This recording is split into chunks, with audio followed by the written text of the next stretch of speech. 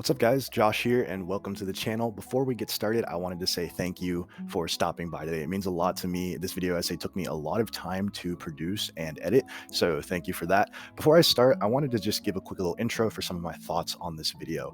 A couple factors went into the making of this video. Part of it is my own personal burnout and fatigue, not just with things feeling samey in anime or in the MCU. It feels like we really hit a rut when it comes to storytelling in the mainstream. Why is all this stuff happening? And then you go into the grocery store and you notice that kids on their iPads are watching anime or complex superhero videos and they're hearing about the multiverse. And I've had kids explain the multiverse and different concepts from anime that I thought were really difficult to grasp. And I hear it as like a 6 or 7-year-old explaining it to me fully well. So these two initial thoughts became, I guess, the whole basis for this video. As I began to watch Fullmetal Alchemist Brotherhood again, a show that I've seen plenty of times, I know the OPs for, I've read the manga, I have merch. Why does it feel so fresh watching it now? Why does it feel so different? And so I'm going to be breaking down the storytelling of Fullmetal, 1, to convince you to watch it, and 2, to hopefully show why this show does things differently, how it excels, and how other forms of media and storytelling can learn from it. My name is Josh Sims. Welcome to the channel. If you like what you see today, subscribe, and I will see you guys next time. There are two people I'm writing this essay for. 1, the anime fans, and you guys who have already seen Fullmetal Alchemist Brotherhood, have it at the top of your My Anime list, and hopefully this will do you all some justice on explaining why the story is just so damn good. And 2, for all the new little weeblings and fresh anime babies in the audience who were just recently destigmatized to anime through pop culture in the past 5 to 10 years. For you newbies, FMAB is touted as one of the greatest anime of all time. Unfortunately, I feel like most new anime fans just haven't seen it. Hopefully this video gets you wanting to watch it. This video will contain spoilers as I have to talk about the writing of a story while comparing it to other stories in media, but I'm going to try and leave out a lot of the important elements to highly encourage you to go watch this either before or after. This video is going to be composed of 2 essential elements. I'm going to talk about the storytelling itself and the writing and why that's important, and then talk about the visual aids. I'm going to put animation, music design, sound act, like voice acting, all this is going to go into this category. But first, let's talk about the story. When I originally sat down to write this essay, I thought I would talk about what it means to write a story, the hero's journey, and then compare Fullmetal Alchemist afterward. But as I started writing, I think the most effective way to break this down would to be going through all the 10 steps I'm going to be listing of the hero's journey, showing examples in common media and also literary examples from the past, as well as movies from decades ago. Storytelling has existed since the dawn of time, and so of course, everything is going to feel a little samey. Why is it lately that everything has felt exactly the same? This comes down to what we call a trope. A trope is essentially a cliche, or something that you see a lot that commonly pervades that source of media or the story that's trying to be told. You see examples of this in the MCU. Within the MCU, you have tropes like humor and overstuffing every character to be funny, but it bleeds over into other genres and other films where you notice that same MCU style of joking and campiness needs to be thrown in. A lot of plots are simplified, toned down, and dumbed down for the simple premise of reaching an audience and making more money. But honestly, I would say what holds these films back is trying to stay the same, is not defying the boundaries, is creating something that is comfortable that people have seen time and time and again. Tropes and sources are to be used as inspiration to craft something even more unique. And as I previously stated in my intro, you see children who are already understanding complex story structures and concepts that weren't introduced to us back then. People want more. People can handle more. And so stories need to be evolving further and pushing the boundaries, not just of animation, but also story writing and telling, and not falling victim to tropes time and time and again.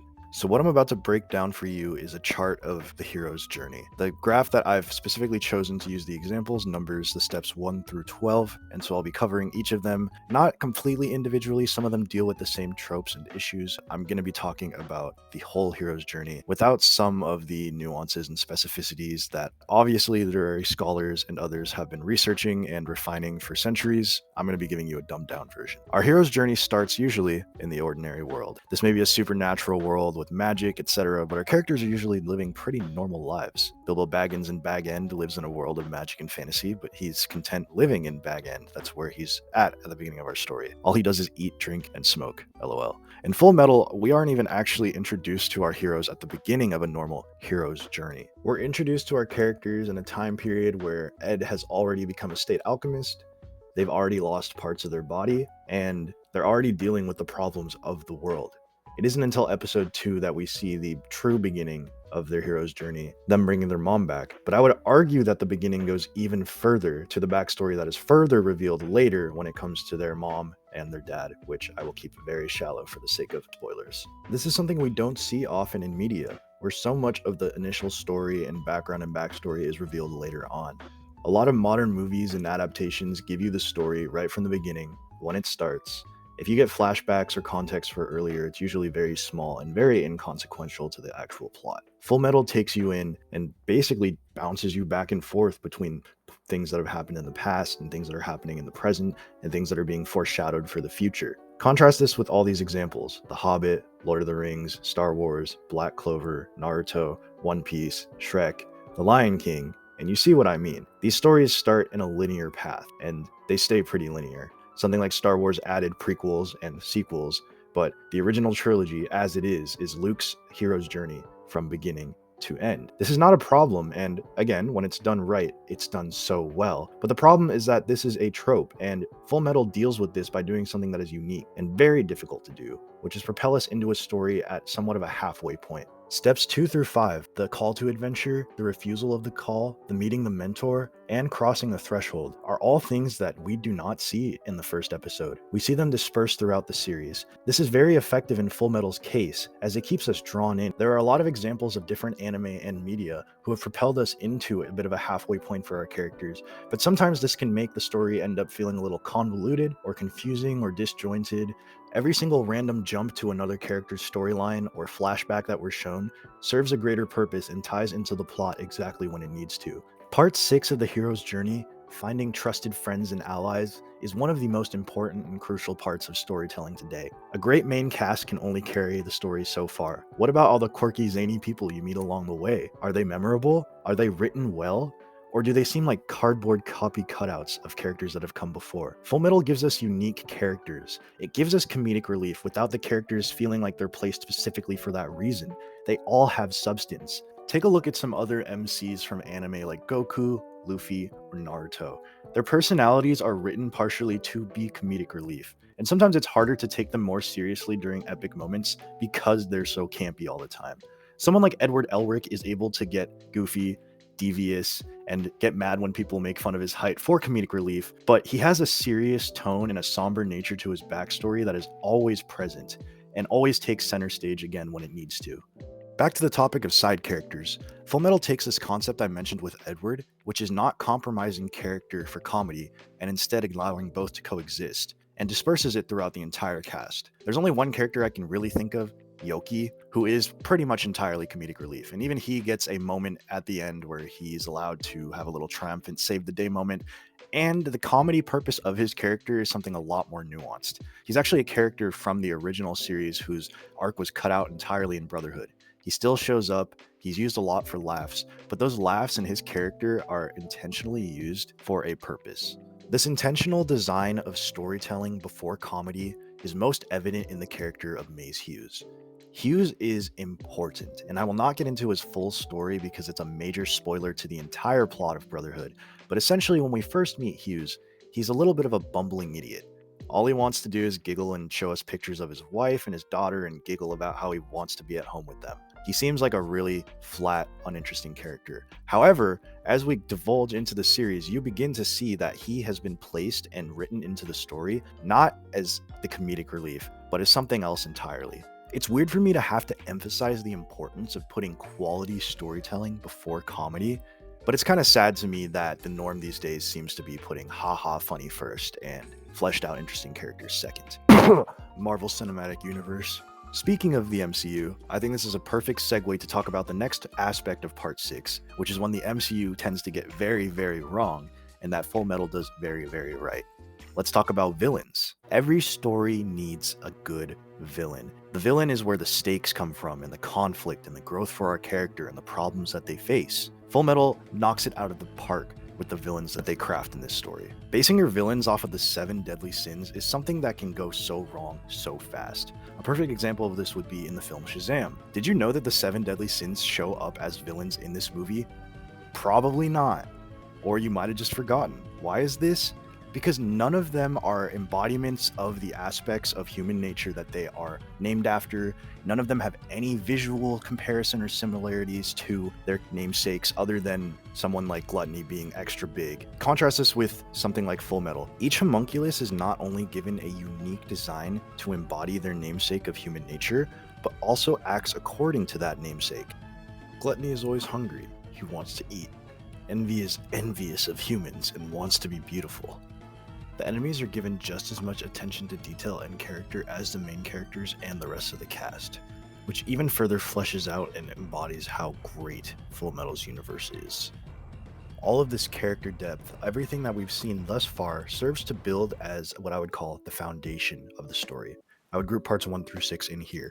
Parts 7 through 12 are what I'll refer to as the climax, and I'm kind of going to be talking about them all as one thing here, just because going through 7 through 12 individually is just too spoiler heavy, and I want to keep it bright. I'd like to use the analogy of building a house, and for the picture I'm using, I'm probably going to use a little more of a bougie or artsy house just to demonstrate further what I mean. The first part of the story, or the foundation of a house, is essential to the building and the infrastructure. Do you have support? Are you able to get lighting and plumbing to every room in the building? Say you finish the house and it looks beautiful, but then you go upstairs and you notice that none of the faucets work, or that the master bedroom has no lighting. You'd be pretty disappointed. Even though it looks really, really great, you're still going to walk away feeling a little icky. The same can be said for a story. When the foundation is great, but the climax doesn't live up to that hype, or it looks flashy and awesome at the end, but the foundation isn't solid, you don't have a good story. You need both of these elements present. This is key in Fullmetal success, and often what leads to the blundering or souring of different big projects or stories that are trying to be told. When you reach the end of Fullmetal and the 60-something long episode journey that you've been on with the brothers and the rest of the cast, you feel complete. There are no plot points that are hanging over your head, wondering if they're ever going to be resolved. There's no characters that seem to be important but then fall away halfway through. Everybody gets resolution to their story and to their character arcs. Parts 7 through 12, the growth, the reward, the seizing of the stone, everything is present, not only for Ed and Al, but for a lot of the other characters too. You get about a dozen hero's journeys within one hero's journey. It's pretty cool. And this leads to almost like an endgame Infinity War finale effect, where you feel this huge cast of characters and like everyone's coming together to battle a foe in the same way you do, without taking 20 years to get there and fumbling with a lot of your projects along the way. As we draw towards the end of the explanation of the hero's journey and the storytelling within Fullmetal, there's a couple other points I want to bring it back to emphasize further why the story is so unique and really drive it home before we end today. The story deals with major philosophical elements and themes. They cut back and forth between multiple characters and storylines, whether it's the brothers or each of the brothers individually with a different group of characters, or multiple casts of characters, or even the villain perspective. We are constantly seeing everything going on in this world. The effect of show versus tell is really strong in this story, as a lot of the times we aren't subjected to exposition dumps or a long explanation of a plan. We just see it unfurl. Sometimes we don't even know what's going on until the characters start enacting their plan. There is literally a scene where they are scheming to capture someone, and you do not know what is going on, and then you see the scene from the perspective almost of the person they're trying to capture, and it makes the whole dynamic completely different, and I was really blown away watching this scene. Finally, one of the strongest aspects is that you just never know what is going to happen next. And this is done without the compromise of solid story. You don't get these random twists and giant gotcha moments that make no sense. They all serve a purpose, and they're all intentional. To conclude, Fullmetal Alchemist Brotherhood takes the time to set up and tell a story that is not only faithful to essential key elements of storytelling from the hero's journey, but also unique in all the ways that matter. It defies tropes and boundaries in order to establish itself as one of the pieces of storytelling that is at the peak of our generation. So we've reached the end of part 1. Anime fans, tell me if I did justice on explaining why Fullmetal is such a great story, and I hope for those of you who haven't seen it before, I've given you a reason to want to go check it out. It's amazing. So as I said in the intro, part 2 will be covering the visuals and the sound design of Fullmetal, how it sets itself apart in that regard, but also how that relates to the story and further elevates that as well. So there will be a little bit of a continuation to the story elements that were in this video. And with that, we've reached the end of part 1. If you guys liked what you saw today, be sure to comment, subscribe, share the video with your friends. My name is Josh, and I will see you guys in the next video.